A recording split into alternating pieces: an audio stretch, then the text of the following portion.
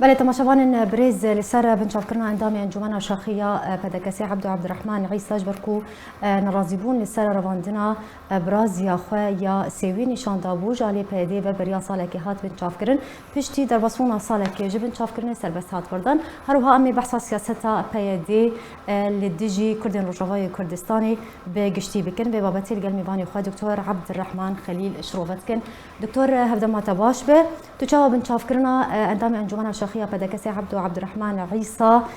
شروودک کو بودما سالکی شخو هاتبو بنشافکرن به کو ور دادگه کرن هات بنشافکرن پشترا سربس هات ورده کرمک زور سپاس بریا همو تشتی سلاف و ریز جوا و کارمندی ورا و جهمی تماشاوان و گهداری ورا از قصورا خود خوازم بریا همو تشتی بلکی دنگی من گلکی نصافی بیش برکو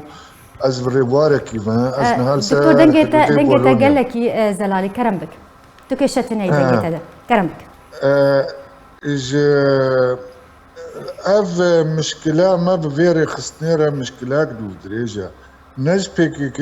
بيادي تاني بس جما وقت بيجي جماكا ويفش بيا اش بيكي كيفا تزن لانه ما بيبي ما نافي عم نكارن ونضع بكن بيادي شاخا كاش بيكي كيف افري خستنا هني مخابن جروجا تشيبويفا برنگكي هاتي آواكرن ند مجيه كرداديا ونا اجبر جوانديا كرداريا سر سي تشتا هاتيا آواكرن انو دوی دجمنتايا قضيا كردي بكي بدستي كردا وبخينا كردا جبر فيا كيجي دتش سيتش جوارا لازمن يك دوی حتى بكارن جواتي جف بيخ ياد الدواء دوی جواتي بهلن گو پاجدمایی بمینه جاهل بمینه بهلن گو گلک خورتن ما بين كشتن بتشرنجي بين مشكلة اف سببا جو خورتا درافينن كشكا درافينن جنكا درافينن اف يك شري مدرسة دكن اف ددو شري خندني دكن اف سسي وشري جريدانا جواكي دكن حتى دهندري ماليدا ود شري دخوازن جو جنو مير اتفاقا واتنا جبر فيكي ما قالك كيماي كريا وكرد وبداخة وكردي كردستان سوري بدرجة كي طبعا درجة كي كردي كردستان تركيا وقوتي برهمي جراندان للطيورة مدايا كردستان سوري جبركو ما قالك بدلسوزي ما او هالقرتن وقتي هاتن وما او لوزنگي نوا قبول كرن او لوزنگي قول بيشي ام بي هاتن خاباندن خورتي ما بي هاتن خاباندن يعني ارمان جابك كي باشت بيجا اف كريارن كوتينا انجامدان لديجي كردان روجافاي كردستان هرجا كي كوليد منن بتايبتي بن يانجي لنافچين بن كنترول قصدي و بيديدا اف كريار بفرمانا بكاكيتينا انجامدان باش ارمان جابك يا سركه جوی که چیه جوی سیاستی جوان کریاران چی خوازه بگه چه نه جبركو بركي هر يكي جما برنگكي ليتنري ما حتى نها بداخه وما اف تنظيمها هني افري خستناني ما خوشك تعريفنا كريا افري خستنك هاتيا افاكرن ديسا ازبيجم نبعقلي كردا هاتيا افاكرن ونبديتنا كردا هاتيا افاكرن وك ازبيجم وك شركاك يا سهمي هميري خستنين دجمني كرداتي دهنية تركا ويا ايرانيا ويا فارسا ويا عربا ويا قالك جهاتي نجدر فجي سهمي واتي دهنا او كسي جوارتي خستن او جوارة قراك الشرق قضيا كردي بكن الهميجي بني رندهنا خو بدني دا جروجا حتى نها تنظيمك تاريخي ده هي جو خلكي بكوتكي جمالا وعببي ونهيلن جو فقر مالا خوا سرداني نكارن او خورتي ما يقود وادبن دوي بينا كشتن چينابي حتى بسردانكي زيارتا اهلي خو بكن افد تاريخها تنظيمات دنياي ده تنية تاريخها تنظيمات كردي التجارة شي نبوة قوب كوتكي خلق جمالا واكشاندنا خلق خوات تطويع دكن وخلقي وانا بن شورشين كردستاني همي ديارن هي رحمتي برزاني ويا بريوي ويا بشتي ويا راجي خور دچن قو خبطة وعينن ودبيجن ولا نها ام نكارن وهلقرن جبركو با يفا تني اف خلقي بكوتكي جبركو زانن كس ناچي جموا خلق بيا حسا بس بالنافي ترسيدت بالنافي قلق تشتاده واددزن ودبن حتى وقتي وادبنا تشاي قنديلي وادبنا شنغالي وادبنا كودري حتى السوري ناهلن قو فقرن مالا خوا افتشي روكا كادفي ام حمول سر بالسكن دكتور تبحث سياستك وقرطية بر لروجافاي كردستاني جالية بكاكي وباسكن بالسرفة يعني بفي سياستي بفان كرياران ام بيجن بكاكي وباسكن بالسرفة تشي ياسايكي لسر كردن روجافاي كردستاني دسبينة بناريناتا چه قانونك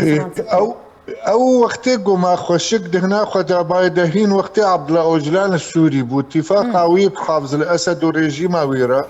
قوتنك راس واشكرا ميرك قوت قو كردستان سوري تونيا اف كردين هاتنا فيدريج كردستان تركي هاتنا فيدري مهمامي ازوا فقرين مويدري بس نقو اتمام نكر وبشرا قوتني جهي كي ديتر دجير بيشي بيجي تشقى الشهيدة مزيدت بن حوقة برخدرانا ما فرد بي قصاوي تشيجي يعني جيرة مهمة قلق تينا كشتن باشا هفقاس خلق تينا كشتن كابر همي في كشتني تشيا سؤالك الكردستان تركي چل سالة 5 سالة شردكن كابر همي في تشيا اوقاس بهزارة بده هزارة 20,000 3,000 خوردانا كشتن قند خراك كرن يابو برهمي ويتشي سؤالك لسوريا الكردستان سوريا فانها 12,000 اوت فيجن هكا نبهتر بس 13,000 خورتو كش هاتنا كشتن 20,000 هاتنا بريندار كرن تشتي قو نها ماي دستي وادت شيا سؤالك تشتي ماي دستي وادش كردستاني دربيسية حتى بديركي او ختمة دستي وادا واوجي وتسليمي حكمتي بكن ايدي تل كردستان نما انها قولي بنيرا القامش لو باجاري كردا سري صدا سه كرد نمانتي تزاني هي لانا قو كردستان السوري نميني قضيا كردي السوري دوين نميني بس اف نقن هي واي بدرجة اساسي قن هي ما وقت هفقرا كردي ما نكاريا ام الهمبري وا بسكنين خورتاي أبكي ما ياما دوي أم اعتراف بكن أم فاليك مهابو أو أواهات أو فالي داقر إما أفيرو بهوريا منن دكتور شخوات بحثا يانجي تروناي خصة سياستا بكاكيل روجافاي كردستاني تبحثا رواندنا جوانا جبولش كريانا چاري كر تبحثا بنشاف كرونو رواندنا زاروكين بچوك ولشكر كرنا وانج آلية بكاكو باسكن بسر وكر تبحثا لشكر كرنا جواكا كردي تكر يعني بفان كرياران بفي سياستي بكاكيو باسكن بسر چما ترسي دناوا كردن روجافاي كردستاني بلا فكريا حتى تشرا دايكي باندور السروان كريه ما ترسي خصي اب وقتي قو ام بمين وقت خونها دفاده صالة تراويده 2015 حتى انها 2016 حتى انها تشتي قو بيكي كري ريجيما بعث وبريوي ريجيما واحد يا وقوتين في صالة ويا عبد الناصر نكاريبون حوقا 6 باندورك خراب لسر روشا كردي سوري بكر تشتا واكري كسين دكاري بو بكي ليه بداخوا اوا برنامج خوش دكتور بله چه زيانه جهان دي جواكا كردي بوان كريارين خا تشيكو تبحث تشتيكو جهان دي هما امي هجمار يعني سرت اليوم كارن تشتي مازن بهجميرن چخاس كرد معنا الجهه خوا افيك چقاس کسی بیانی کتن جه کرد هذا مناطق کردی چقاس هوا اف ديموغرافي چقاس يقولن چقاس خورت کردا اشخوندنی هاتنا قط کرن چقاس خورت و گنج کردا بازداینش در وی ولات چقاس ملت کرد هجرت کریه بري حزام هاتا تطبيق كرن خلكي جمالا خبار نذكر انها خلكي مجبور دكن گوش مالا خوش تشتي ما يجي انها تشتي ما يجي تخوازن ببرنوا دبن دغتا برچيبوني داد بن دغتا ليداني داد بن دغتا تعزي بن دغتا قرتني داد بن هزار دغتي ده برددنا خلكي دوي كردستان السوري نميني اف جواره موما وميركا اشكارات بيجن دوران كالكان اشكارات دقو ام دجي بيكانينا كردستان كينا لانه ام القر حفاظه كس حقيوينينا شري او حسينوري فاشار دولتا بارشبكي وبيشمرقا خطرك السيرفي مسألة مشكلة اشكالات بيجن نافشيرن بس قنهي ميا او خورتي ميق وحتى نها دبنسي شار بابت هذا هنك غشي من بوارنا هنك شترسا بوارنا وهنك برجواندية خوا مصلحة خويا شخصي بوارنا وحركة ما ضعيفة ام ديسات فقرن حركة ما سياسيين نكارية باش بينسا شو ركرن جبوية باراسنا نافشين كردين مايل روشاي كردستاني اف اركي تفقرا كردية دفيل سر بسكنن بجدي السر بسكنن واف رنجي كيفن نماد مشي دفي رنجي كي نو دينن بيشيا في مخططي خراب حتى بسكنين وقت في برنامجي ندين في بروغرامي ندين تفقرا كردي ويتكاري ملتي كرد ويتكاري بريز يعني لهر جفينك لسر اصلا ناف دولتي با تفقرا كردي بحصا كريارين بايدي دكا بحصا سياستا بايدي يا شاش دكا هروها بحصا او ام بيجن هر تشتكي خراب لدجي كردان انجام دايو حتى نهاجي بردوام دكا يعني